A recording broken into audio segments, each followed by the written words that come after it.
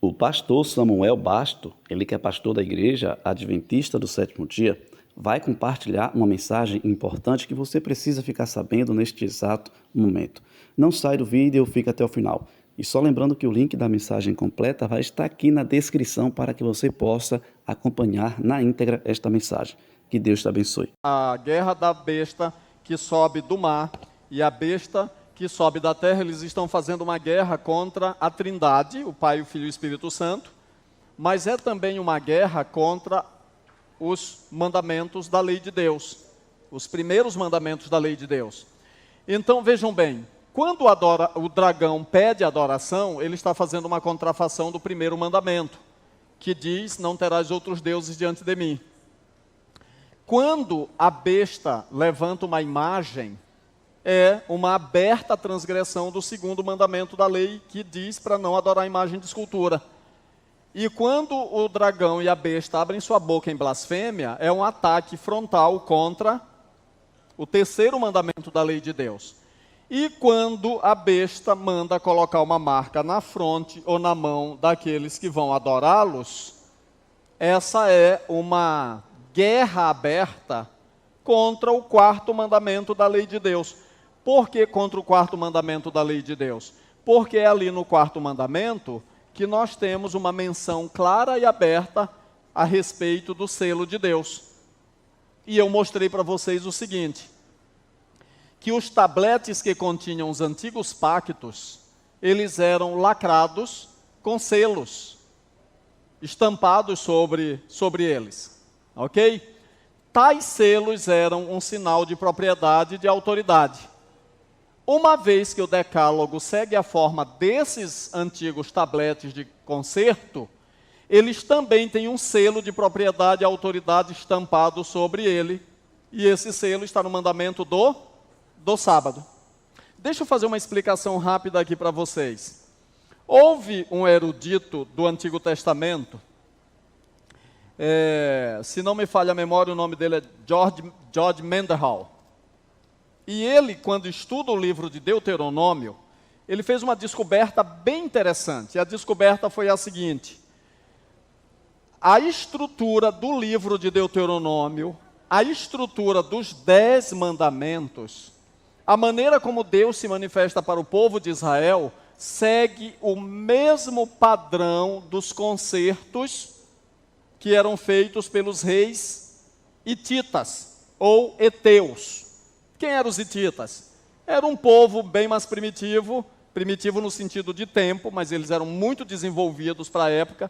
Eles moravam aqui no norte de Israel, aqui na região de onde hoje é a Síria, aquela região por ali.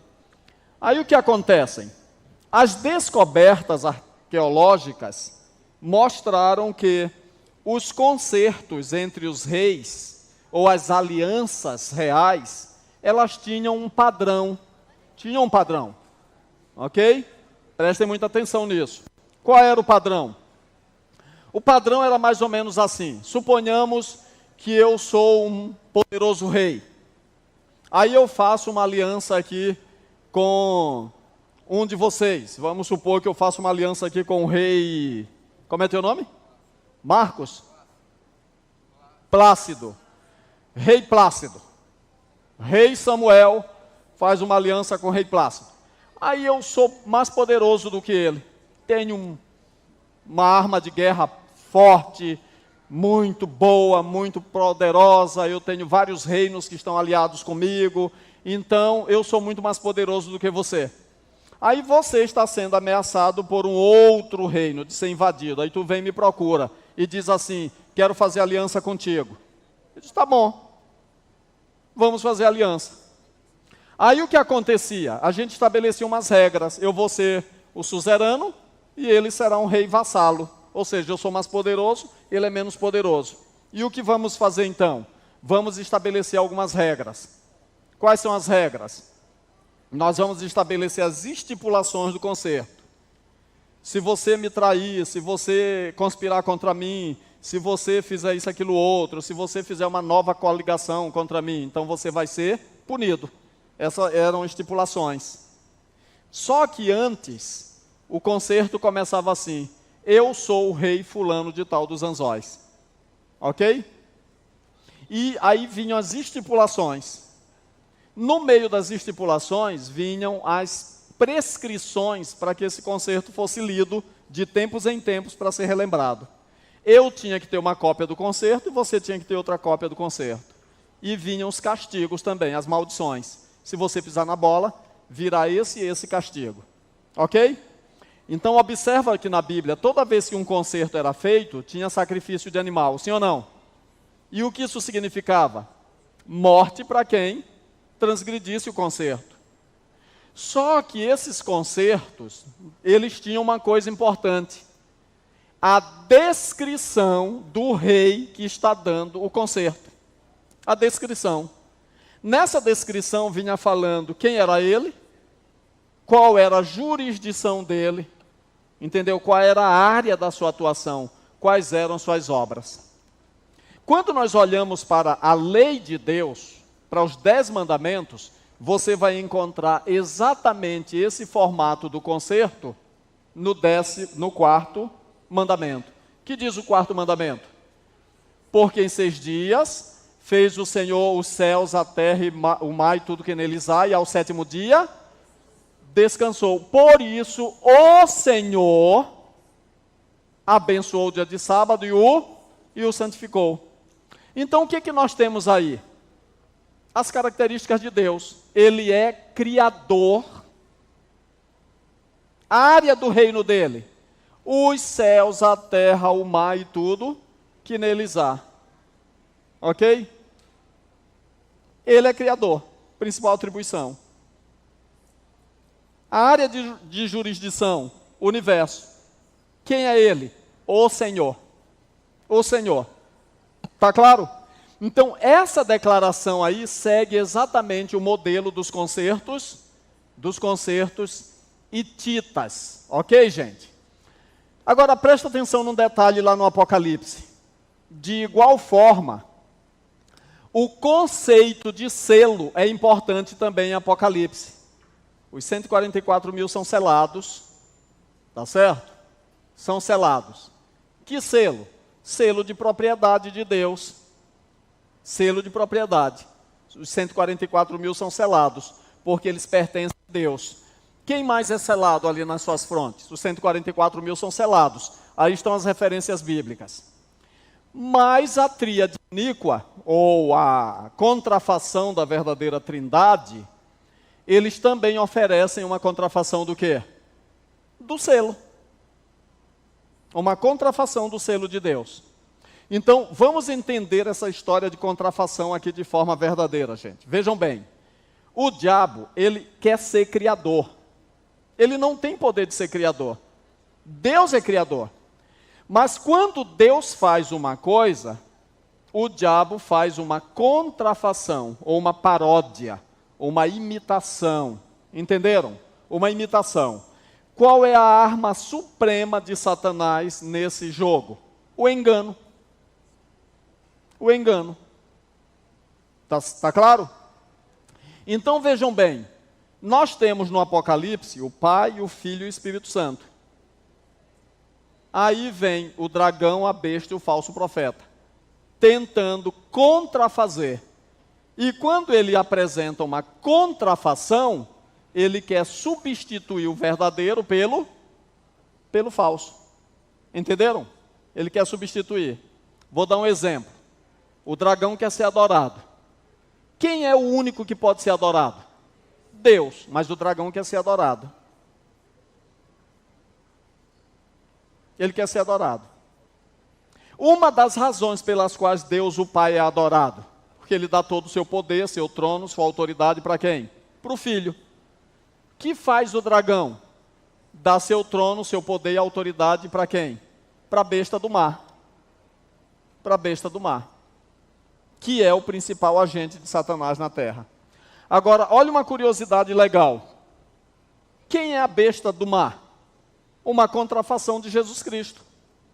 Uma contrafação de Jesus. Sabe quanto tempo durou o ministério de Jesus na terra? 3 anos e meio. Ou 1.260 dias. A besta que sobe do mar tem um ministério de 42 meses, 1.260 dias ou 1.260 anos. O mesmo tempo de dias do ministério de quem? De Jesus. Jesus foi ferido, morto e ressuscitado. A besta do mar sofre uma ferida mortal. É praticamente assassinada, mas ela será ressuscitada. Olha a imitação. Imitação falsa. Jesus recebeu poder, autoridade, jurisdição do Pai. A besta do mar recebe isso de Satanás, do dragão. Entenderam? Então, a besta do mar, gente, é um falso Cristo. É um falso Cristo. Agora, basta pensar no seguinte: quem é na terra que quer ser Jesus? Ou que pelo menos diz que é vigário de Jesus? Que é uma imitação de Jesus? Pronto. É a besta que sobe do mar. É a besta que sobe do mar. Aí vem a besta que sobe da terra, tentando ser uma imitação do Espírito Santo. Por quê? Porque a besta que sobe da terra faz até cair fogo do céu. Quem fez cair fogo do céu na terra? O Espírito Santo, por ocasião da organização da igreja, lá em Atos capítulo 2. Então, a contrafação do Espírito Santo é a besta que sobe da terra. Que na nossa compreensão é os Estados Unidos da América, que pelo menos no passado era uma nação tipicamente ou totalmente protestante. Então, esse poder aí tenta ser um tipo de Espírito Santo. E eu quero dizer uma coisa para vocês que eu aprendi com o doutor Wilson Andrew White. Um dos maiores elementos hoje de unidade de todas as igrejas evangélicas do ramo pentecostal é o carismatismo. O carismatismo entrou até no catolicismo. Sim ou não? Até no catolicismo. Impressionante isso. De vez em quando eu ligo a televisão e aí tem as missas carismáticas. Isso era impensável até alguns anos atrás. Então, o que nós percebemos aí? Um elemento de unificação. Um elemento de unificação, praticamente, independente da placa das igrejas, unindo todo mundo. Quando nós lemos sobre a história do protestantismo, ou então a história do pentecostalismo no Brasil, que tem muito a ver com o início lá em Belém do Pará, em 1911, quem trouxe o carismatismo para as demais igrejas foram 2 jovens batistas, lá dos Estados Unidos, de uma igreja batista, e na Rua Azusa, lá em Los Angeles, começou um fenômeno muito interessante de carismatismo, de falar línguas, de recepção do Espírito Santo, etc. Aí vieram para o Brasil, e a partir daí foi criado no Brasil um grande movimento. Interessante que quando esses missionários vieram de lá para cá com essas ideias carismáticas, eles foram rejeitados pelas igrejas tradicionais, totalmente rejeitados.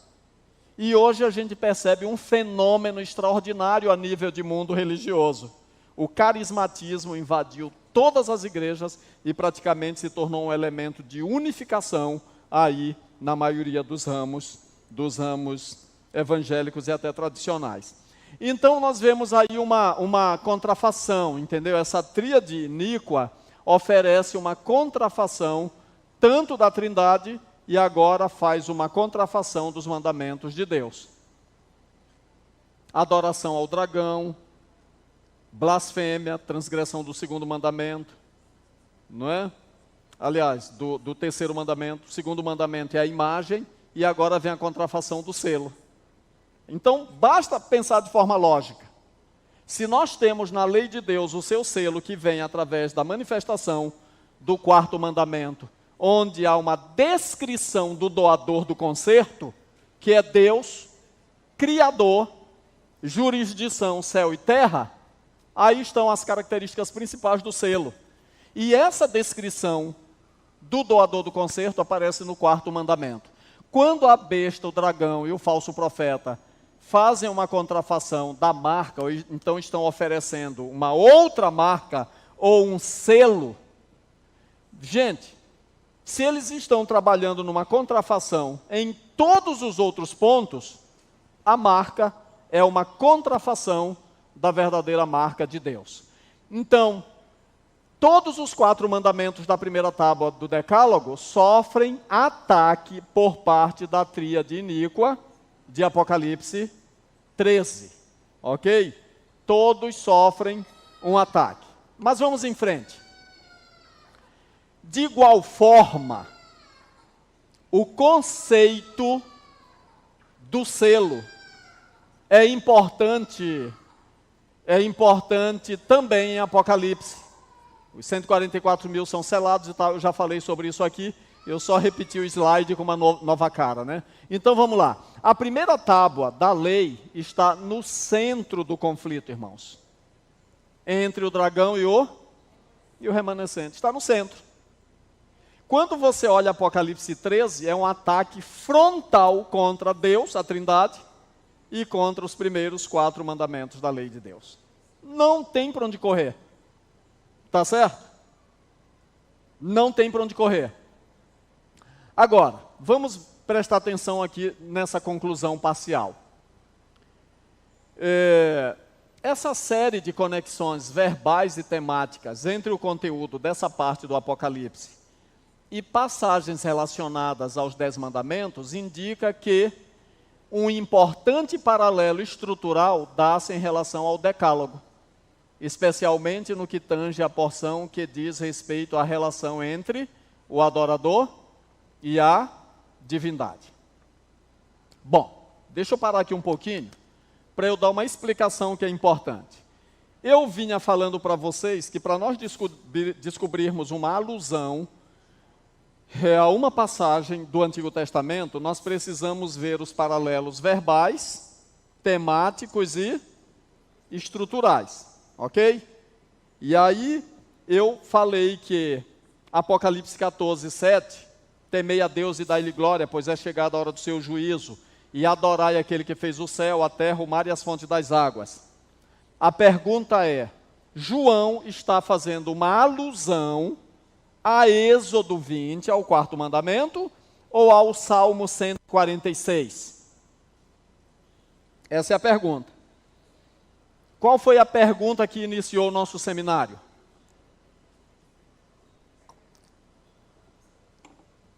A pergunta inicial, para recapitular, é: o sábado é o centro do conflito?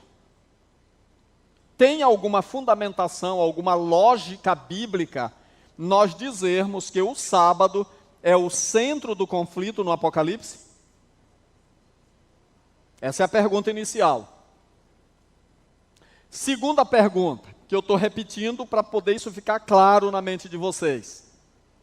Quando o Apocalipse 14, 7 fala sobre adorar aquele que fez o céu, a terra, o mar e as fontes das águas, essa é uma alusão ao sábado do 4º mandamento de Êxodo 20, ou ele está fazendo uma alusão ao Salmo 146?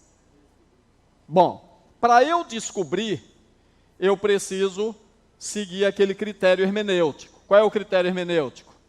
Paralelismos verbais, temáticos e estruturais. Agora presta atenção. Olha para cá. Existe paralelismo verbal entre Apocalipse 14, 7 e Salmo 146? Existe. E Êxodo 20? Existem paralelismos verbais. São as mesmas palavras. Existem paralelismos temáticos entre Apocalipse 14, 6 e 7, Êxodo 20, Salmo 146? Existem? Existem paralelismos temáticos. Quais são os temas que estão sendo tratados em 14, 6 e 7? Temei a Deus e dai-lhe glória, porque é chegada a hora do seu juízo. Adorai aquele que fez o céu, a terra, o mar, a criação. E o anjo tinha um evangelho eterno para pregar. Então nós temos o tema da salvação, o tema do juízo e o tema da criação. Temos isso em Êxodo 20? Temos. Eu sou o Senhor teu Deus que te tirei da terra do Egito, da casa da servidão. Isso é salvação. Aí vem o tema do juízo. Não adorarás imagem de escultura, porque o seu Deus zeloso, que visita a iniquidade dos pais nos filhos. Essa visitação é juízo. Ok? Tem o tema da criação? Tem. Lembra-te do dia de sábado, porque em 6 dias fez o Senhor os céus, a terra e tudo que neles há. Então nós temos em Êxodo os 3 temas. Tem isso no Salmo 146? Tem. Os mesmos temas. Então, até aqui não dá para eu dizer que João está falando de Êxodo 20. Por quê? Porque ele está repetindo os mesmos temas em Salmo 146. Então, me resta apenas a última ferramenta hermenêutica, que são os paralelismos estruturais. Porque o paralelismo verbal tem igual. Paralelismo temático também tem igual. E o paralelismo estrutural? Bom, para eu descobrir o paralelismo estrutural, então eu tenho que ir na base aqui do que mais aparece no relato. E no relato do Apocalipse, eu vejo no capítulo 12, 17, que o dragão está guerreando contra quem? Os mandamentos. Os mandamentos. Aí, quando eu vou para o capítulo 13, eu vejo que os mandamentos que ele está atacando são quais? O primeiro, quando ele quer adoração. O segundo, quando levanta uma imagem. O terceiro, quando abre a boca em blasfêmia. E o quarto, quando estabelece uma marca. Então, qual é a estrutura do relato do Apocalipse 14, 6 e 7? Os mandamentos de Deus. Agora eu pergunto, eu tenho no Salmo 146 o Salmo estruturado nos 10 mandamentos? Não. Não. Então, a quem João está se referindo? A Êxodo 20. Por quê? Porque lá em Êxodo 20 eu tenho os 10 mandamentos. Tanto a primeira parte da lei quanto a segunda parte da lei. Entenderam? Tanto a primeira parte quanto a segunda. Só que há um detalhe no Apocalipse. O dragão está perseguindo o remanescente por causa dos mandamentos de Deus. Só que quando a gente vai no capítulo 13, a gente não vê todos os mandamentos sendo atacados. A gente vê o quê? A primeira parte da lei de Deus. E é na primeira parte da lei de Deus que nós temos um compromisso com a adoração a quem? Somente a Deus. Olha só, não terás outros deuses diante de mim. Não farás para ti imagem de escultura. Por que não? Porque existe um único Deus. Não chame o nome do Senhor teu Deus em vão. Lembra-te do dia de sábado. Por quê? Porque Deus é Criador. Os 4 primeiros mandamentos da lei giram em torno exclusivamente de quem? De Deus, da nossa relação com Ele. Qual é a palavra-chave do conflito? Adoração. Adoração. Ok? Adoração. O dragão, a besta e o falso profeta estão combatendo para tirar Deus da jogada para que ele seja adorado. Agora um detalhe, gente. Para Satanás ser adorado, ele de fato tem que tirar a primeira parte da lei da jogada. Porque a primeira parte da lei de Deus é o maior impeditivo do diabo no contexto da adoração. Por isso que ele odeia a lei. Por isso que ele odeia a lei. Porque a lei é um empecilho para os planos dele. Tá bom? Então, vamos ler. Essa série de conexões verbais e temáticas entre o conteúdo dessas partes do Apocalipse e passagens relacionadas aos 10 mandamentos indica que o importante paralelo estrutural dá-se em relação ao decálogo, especialmente no que tange à porção que diz respeito à relação entre o adorador e a divindade. Essa evidência estrutural oferece um apoio incontestável à probabilidade de que o significativo paralelo verbal entre Apocalipse 14, 7 e Êxodo 20 tenha sido o quê? Intencional. Não há absolutamente nenhuma relação entre Apocalipse 14, 6 e 7 e Salmo 146, que se assemelhe a essa. Ok? Então aqui nós temos o tiro de misericórdia na explicação do seminário.